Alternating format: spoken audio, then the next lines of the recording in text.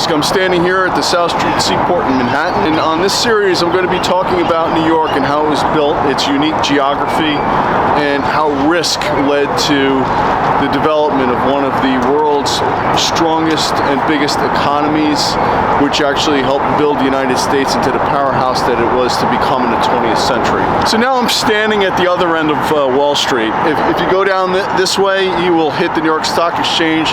It is quite a walk. Just adjacent to me to the left is the East River. So all those ships that would come across the Atlantic both ways, they would usually be carrying goods, and investors would invest money into those ships. They'd either buy the ships, they'd invest in the cargo, and in order to protect those investments, insurance companies popped up down here, and they would write insurance policies against any kind of loss at sea, because it was a pretty risky business. So I'm just south of the South Street Seaport, and across the river from me this is actually the East River. This isn't the Hudson.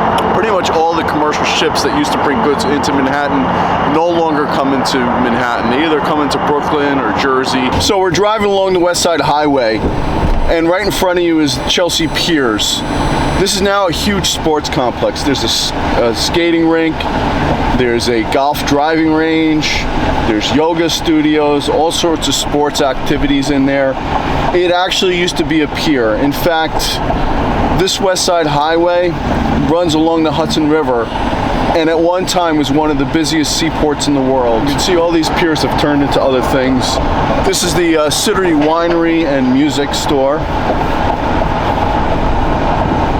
This is the newest addition to the West Side Highway.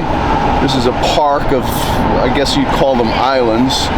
It's kind of a strange, odd-looking thing. But you can see all along here little traces of what used to be. Parts of piers, docks. If you're ever in Manhattan and like to ride a bicycle, the West Side Highway offers some of the best bike riding in the Northeast. It's right along the Hudson River. It's beautiful. It is a little bit crazy, a little chaotic at times, so try and go at off times, because some people in Manhattan are just crazy bicyclists, just as they are in driving their cars around. One thing I want to talk about with this area, we're very close to Wall Street. If you follow Wall Street down east from Broad Street, where the New York Stock Exchange is, you'll come to the South Street Seaport. This whole area is concentrated. This is where the original settlers were. Wall Street was actually a wall that protected the original inhabitants back when it was a Dutch colony, but this has always been an international city just because of the geography. People from all over the world have come here to make fortunes, lose fortunes, risk their lives. I mean, think back to when this nation first started, even before then, when Manhattan just became a settlement of the Dutch. It was a risk crossing the ocean. Back then, there was no GPS, there was no radar, there wasn't even radio. So if you got on a wood ship and you crossed the Atlantic Ocean through storms, through God knows what, there was no motors, everything was sail power.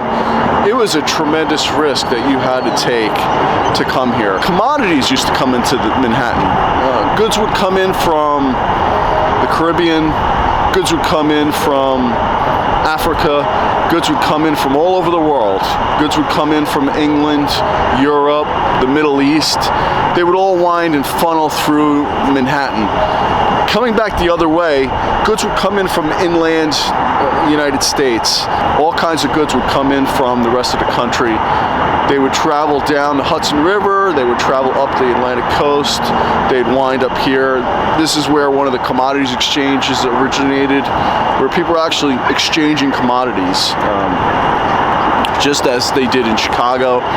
And I will get to that in another part of the series, as well as the important critical role that the Hudson River played in this whole story.